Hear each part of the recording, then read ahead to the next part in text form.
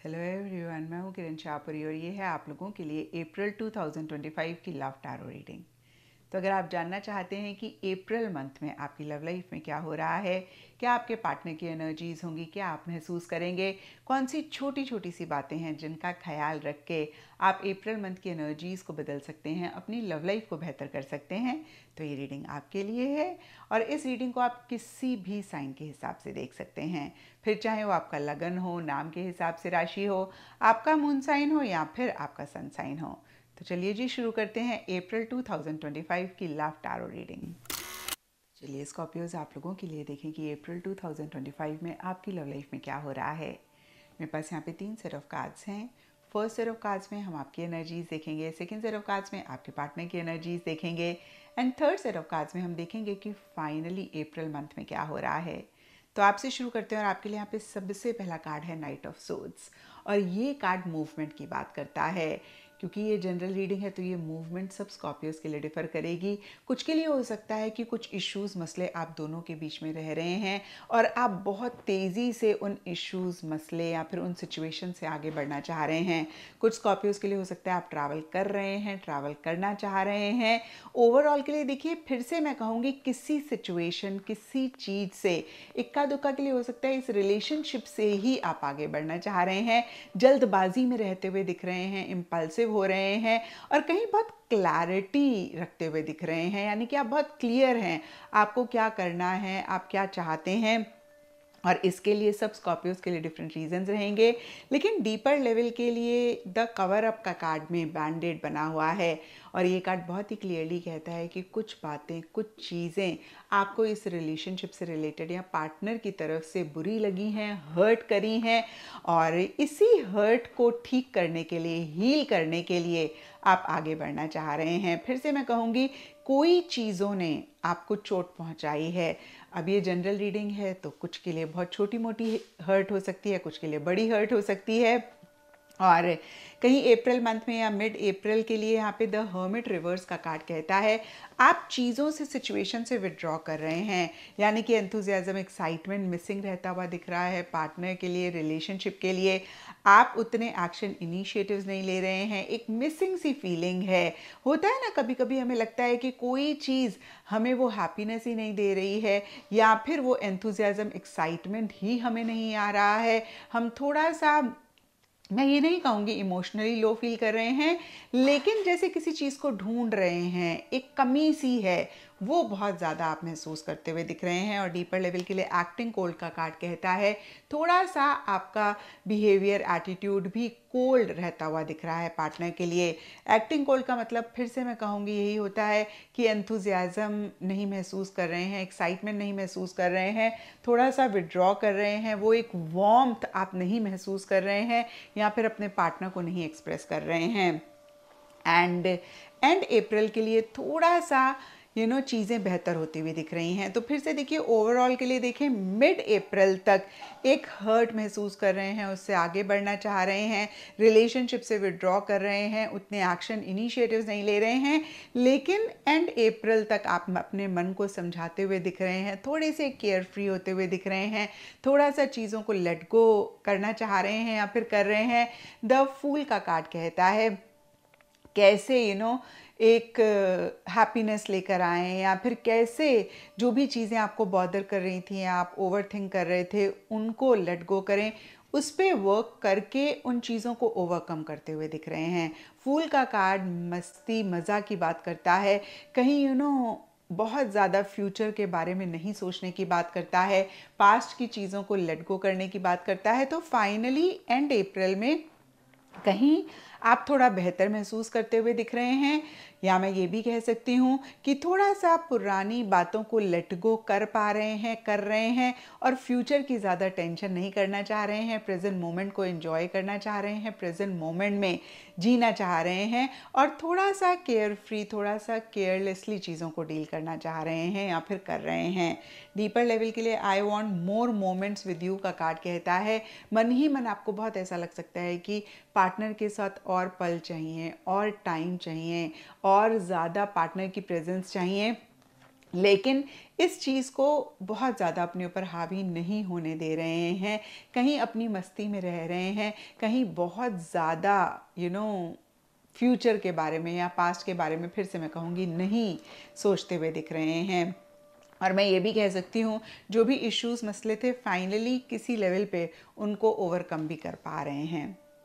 अब देखते हैं कि पार्टनर की क्या एनर्जीज हैं। तो पार्टनर के लिए देखिए यहाँ पे 9 ऑफ वॉन्ड्स रिवर्स का कार्ड है। तो आपके पार्टनर भी किसी लेवल पे हर्ट रहते हुए दिख रहे हैं और आपके लिए भी यहाँ पे बैंडेड का कार्ड था। तो देखिए अपने अपने लेवल पे आप दोनों ही कहीं हर्ट होते हुए दिख रहे हैं। अब कुछ के लिए ये भी हो सकता है कि आपके पार्टनर को आपकी कोई बात बुरी लगी और आपको पार्टनर की कोई बात बुरी लगी, इसलिए ये हर्ट एनर्जीज़ हैं। कुछ स्कॉर्पियोज और उनके पार्टनर के लिए हो सकता है कि आपके पार्टनर की तरफ से कोई बात हुई जिसको लेकर आप हर्ट हो रहे हैं और इस चीज़ का एहसास आपके पार्टनर को भी है और उनको भी बुरा लग रहा है कि भाई उन्होंने आपको हर्ट किया। फिर से ये जनरल रीडिंग है, थोड़ा थोड़ा सबके लिए डिफ़र करेगा, लेकिन थोड़ी सी थकावट आपके पार्टनर महसूस करते हुए दिख रहे हैं, थोड़ा सा चीज़ों को गिव अप करते हुए दिख रहे हैं। उनको ऐसे लग रहा है कि भाई उनके अंदर वो स्ट्रेंथ नहीं है, स्टैमिना नहीं है चीज़ों को डील करने का। एंड आपके पार्टनर के लिए भी देखिए कोई भी रीज़न रह सकता है हर्ट होने का, लेकिन यहाँ पर घोस्टिंग का कार्ड कहता है कि या तो आप एकदम से चीज़ों से विड्रॉ करें, जो कि हमने आपके कार्ड्स में देखा भी, और ये चीज़ आपके पार्टनर को हर्ट करी, उनको ऐसे लग रहा है आपने उनको घोस्ट कर दिया। और कुछ स्कॉर्पियोज के पार्टनर के लिए हो सकता है कि वो कहीं विड्रॉ कर रहे हैं बिना बताए, बिना चीज़ों को डिस्कस करे हुए विड्रॉ कर रहे हैं और एक घोस्टिंग वाली एनर्जीज उनकी तरफ से हैं।